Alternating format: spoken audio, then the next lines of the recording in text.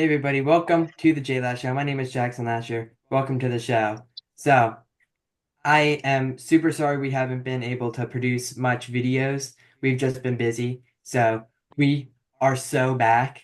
And also, another thing before we start, the Hatters boys track team is at the Cardinal Invitational at Upper Dublin. So, good luck to the Hatters track and field team. All right, now on to our March Madness segment. So let's go. Alabama sets March Madness record with 22 triples against BYU. Well, that didn't last too long because Alabama got absolutely obliterated by Duke, which I'm not shocked about. I mean, Duke is a pretty good team. So, I mean, how could I be shocked about that? So now Mark Sears has 10 3-pointers. I believe Mark Sears plays for Alabama. So I think he had 10 3-pointers. Very shocking. And I mean, Alabama, I expected them to be at least be in the final four because I think they were number 2 seed. So I believe that I believe that they should have made it.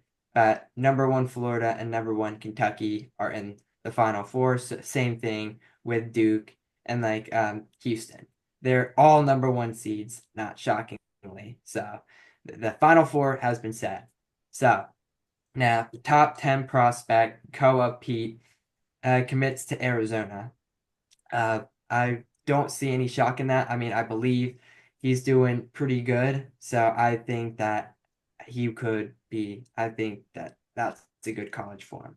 So Florida's Alex Codon returns in second half after suffering an ankle injury, which I believe is lucky, but he should have rested so that way his team could have made it to the final four. We don't want to risk any injuries. So, I mean, if you get an injury, I believe you should be out for like the entire game. I mean, if you're feeling okay, you should come back in. But if you do suffer an injury, I think you should definitely say yes. So that way you don't like risk hurting yourself even more because hurting yourself like injury wise is not great. So now Alabama wins against BYU, which that was their final win of the season before playing Duke. So I mean, it's a little okay. I mean, Alabama definitely again should have gotten further into the playoffs, but I mean, Duke is a very good team. So now Alabama did have the offense on their side against BYU. They played really well. Their players, wow, were electric. I mean, like I said, Mark Sears had like 10 3-pointers, I believe, which wow, that's good for college basketball. Wait, like that's awesome. So it sucks that Alabama lost. I think they can have a lot of potential, so I think they could win a lot of it next season. We'll have to take a look at that. So they could. All right. Now, Duke wins against Arizona 100 to 93. Duke I mean, it wasn't like a dominant win. It was like I believe it was like uh, I mean, it wasn't a lot of points, so still, 100 points for a college basketball game is a lot. I think that means your team is dominant, and I believe that Duke is dominant enough to probably win the entire thing. So now, Florida it also advances with a win against Maryland, 87 to 71, which we already know they are in the final four. So that's good enough. So maybe Florida can win it all. Depends on who you have winning. You can have there's only 4 teams left.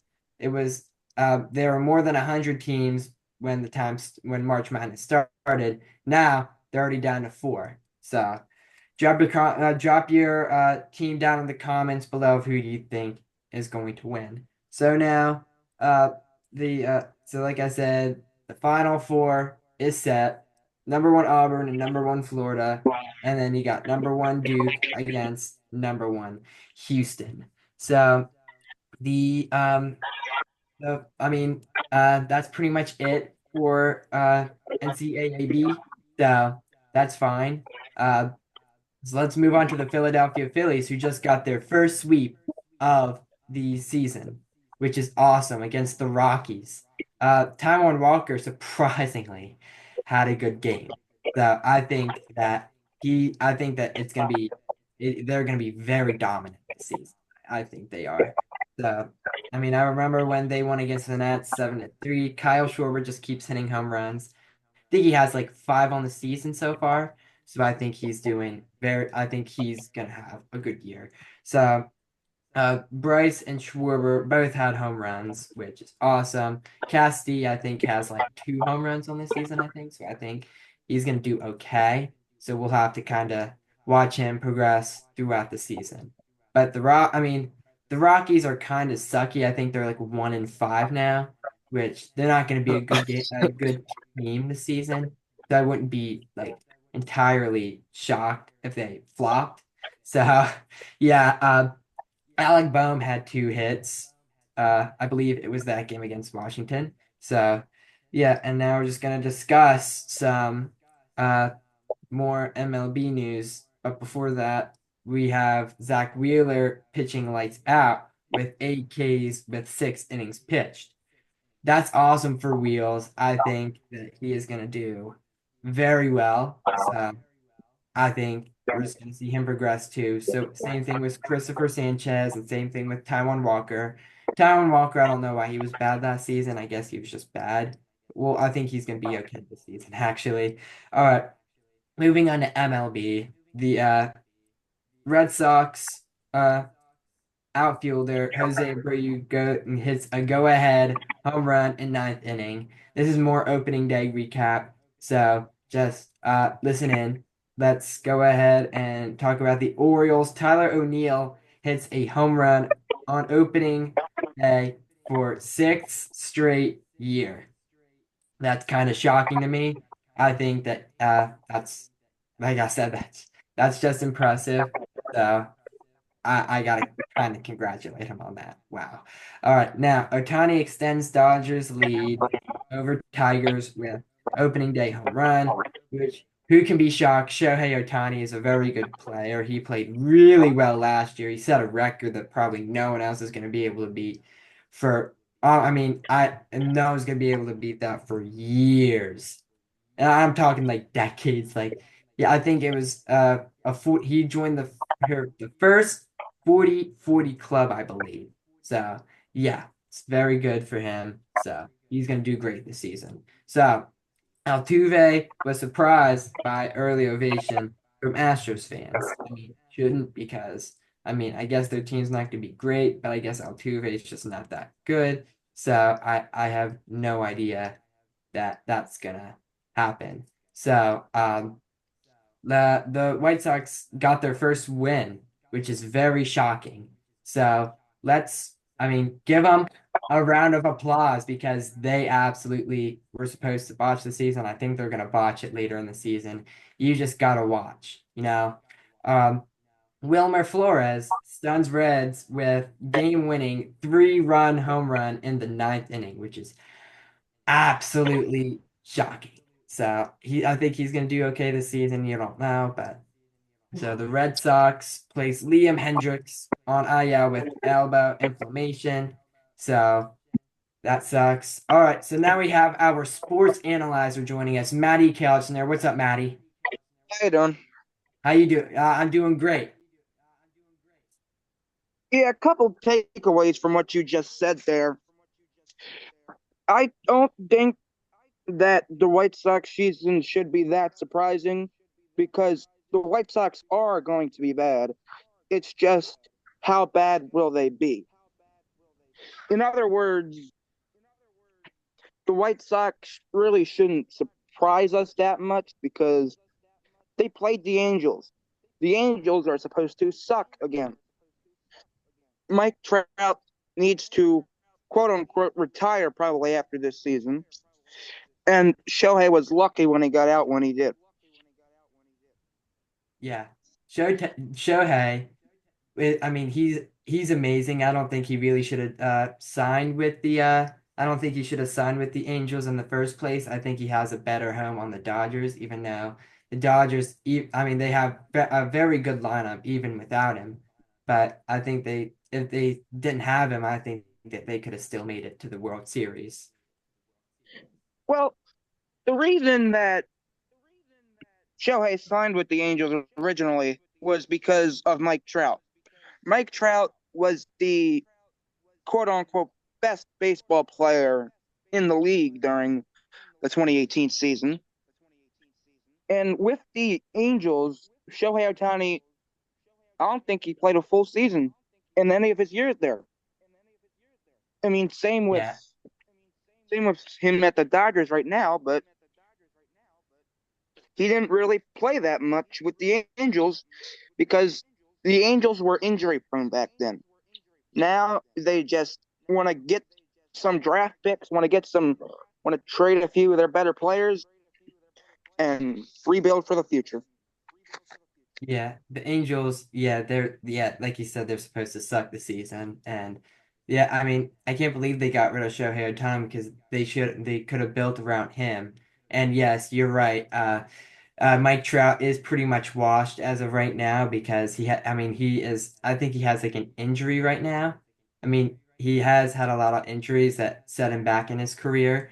So, I mean, he was born New Jersey, so I think he should play for the Phillies at some point at like the end of his retirement because that would be a great ending to his MLB career. But if that could happen, that would be great.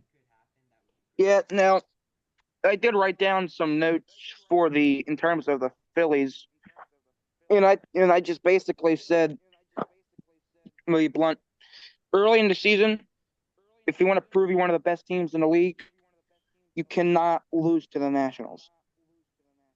Like you Yeah, literally cannot. I I You should have started 6-0 or 7-0 or whatever.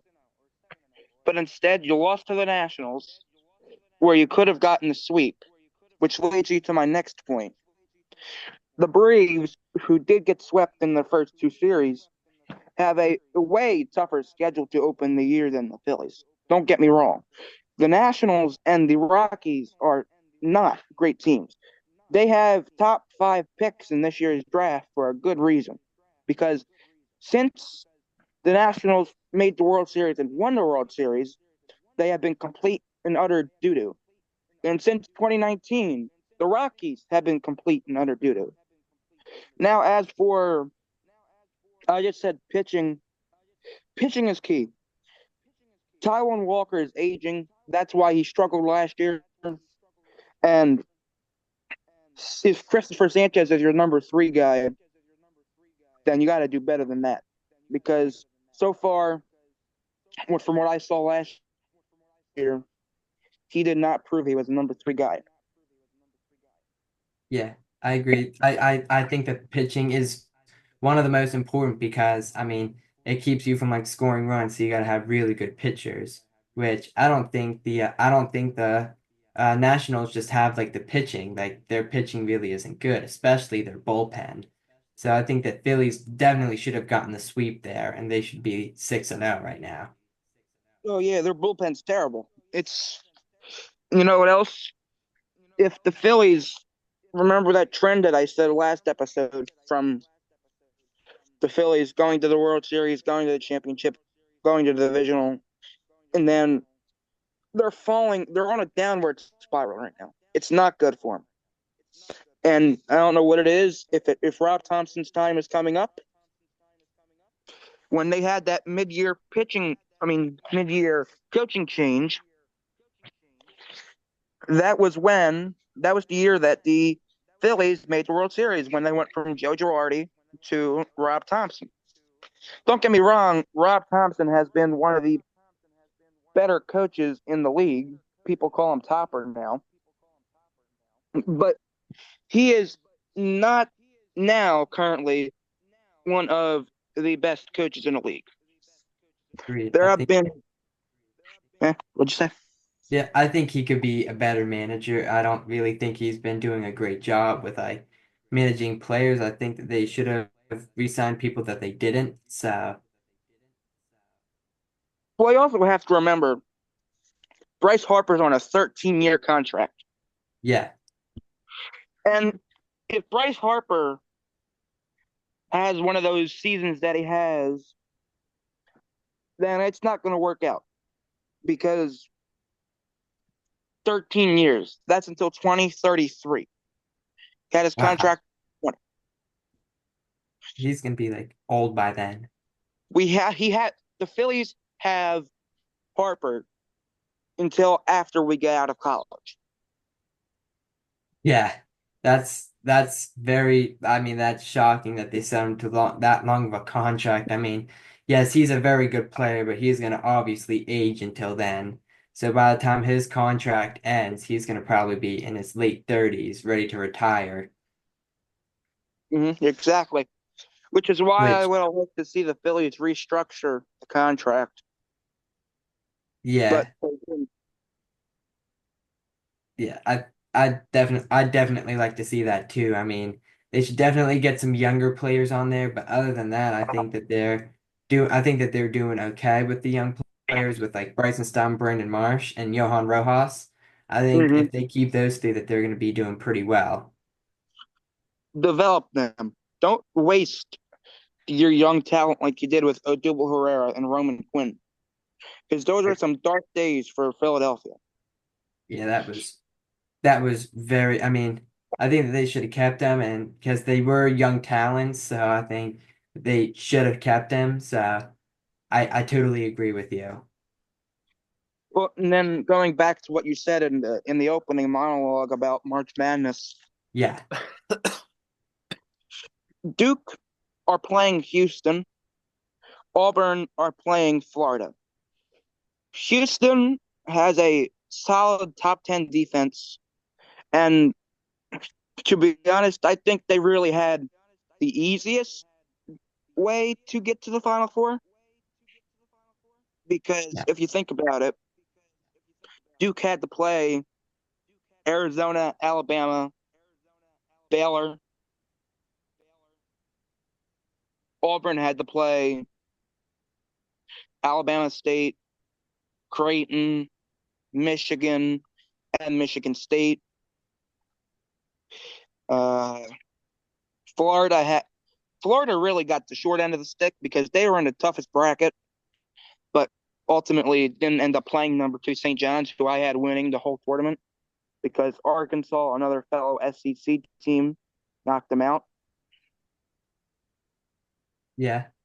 I think yeah, Duke did have a tough schedule, especially when they played Alabama because Alabama is one of the harder teams to play in uh the NCAA. So I believe that they got lucky with winning because they like legit are a hard team. They were number two seed. So I mean they're a number two seed and that means they were doing pretty well. Well, and another thing is, people said that oh Duke doesn't deserve to be in the tournament. Duke doesn't deserve to be a high one seed, but they won because they won 32 games, but they won against a weak ACC teams. But then, when everyone doubts them out, they can go and hold Alabama to 65 points against a high defensive team in BYU.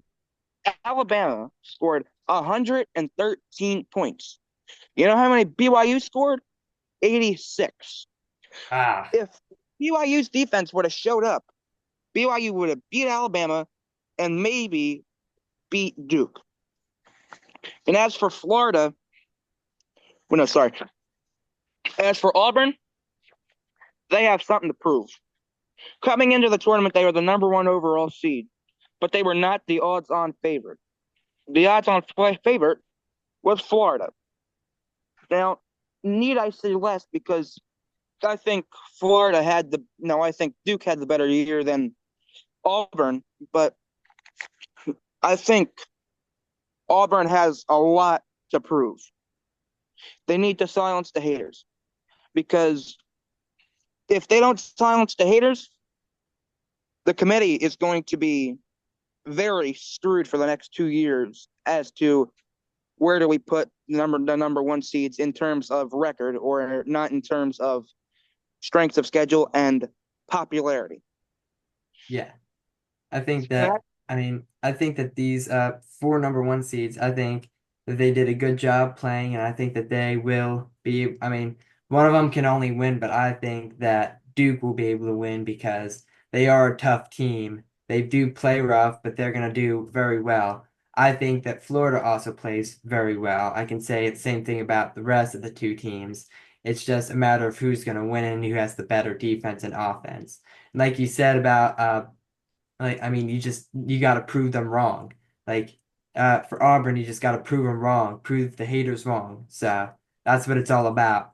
well, another thing is, I really think that the out of the two games, one of them is going to be a blowout, and it's certainly not between Auburn and Florida. I think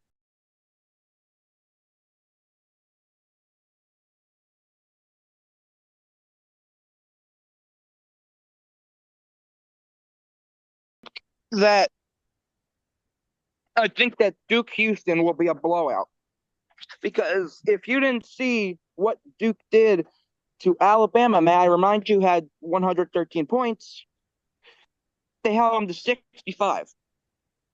Coming into that, in NBA terms, if they were on an NBA team, it would have been like 130 to 130 to 112. That's in the Alabama BYU game if that's in the NBA.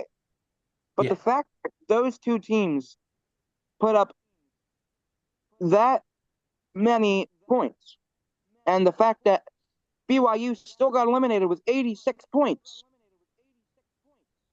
that says something about how good the Alabama team was on offense and how bad the Alabama team is on defense. And that is what held them back. But another thing is the Duke's defense, it's contending with Houston. But I'm sorry if you needs to be better on defense, be better on offense, and have discipline. agreed. All right, Maddie. Thank you for joining us today. You're always an awesome guest to have on. I can't wait to have you on again as our sports analyzer. Can I talk about the Sixers real quick, or do I gotta go? Yeah, Okay, so the 76ers tank for Cooper Flag, it's just not working because what they have is they're hoping that they can get a lottery pick or a high lottery pick at that. But if but their Oklahoma City Thunder trade that they made 2 years ago had a bunch of 76ers picks in them. One of those picks happens to be a 2025 top five protect. If the Sixers do not get top five, they lose their pick. And another thing is Joel Embiid, God knows how long he's going to be injured for now because he's getting arthroscopic leg surgery. And another thing is Nick Nurse. What has he done for the Sixers in no, his tenure? he's a terrible head coach. He's very terrible. Oh, it's so bad. It's so hard to watch it. With the Raptors, he won an NBA championship. That's why the Sixers thought that they could go after him and they get the same thing. But boy, they were hella wrong. And another thing, just what do they do in the off season? What does the ownership do with the coaching staff? And what does the coaching staff do with the players? Because I think they need a scheme change. I think they need to get more shooters to accommodate Maxey and McLean. And I think they need to get better defensemen for crucial times like the fourth quarter. Yeah, Doesn't matter how much you're up by fourth in the fourth quarter. If you have a great defense that usually doesn't get that much playing time because they're only known for their defense, put them in the last 5 minutes of the game and see the results. Yeah. All right, It's Maddie. Well, thank you for coming on. You're always a pleasure to have on. what are you even talking about after this? I I'm talking about I'm just gonna speed through the NFL real quick, just to give them a rundown. Okay. All right. All Have a right. good See you day, later. Maddie. You too. All right. Now, moving on to the NFL. A dual quarter overall impact of the game should make him the number one pick. So that's good. All right. So now Hunter Renfrow eyeing comeback pretty well. So amid visits with Panthers, Raiders, uh, all that stuff. So uh, the Raiders signed Geno Smith to a 2-year extension worth up to $85.5 million, and Cardinals McBride Inc.'s 4-year extension worth up to 76. All right, now moving on to Jackson in action, and then our second guest. We got the Broad Street Run medal because uh, this is what I'm running this year. So let's go. All right, now moving on to our second guest, Mason Cooney. What's up, Mason Cooney? Hi. Sorry for joining late. You're cool. You're cool. So how you doing today? I'm doing good. How about you? Oh, I'm good. I know we both been run track together. So, how have you been doing? I'm doing good. Track's going well. Practice is going good. Yeah, practice.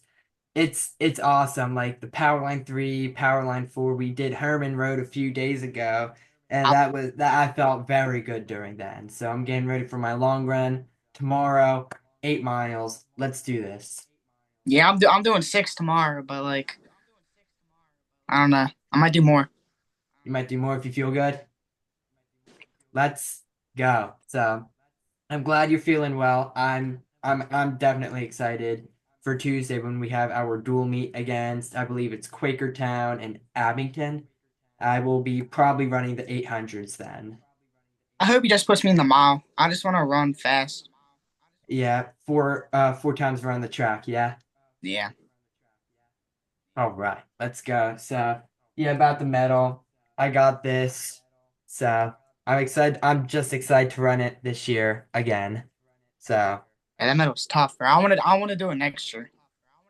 yeah, you got that. I mean, it takes a lot of training. So, I mean, he's got to get up and train for it, but otherwise, it's very good. I Yeah. like it. Yeah. So, you like any sports, Mason? I mean, I used to. I haven't really been keeping up with a lot of stuff recently. Nah, you're Nah. not like a big sports person.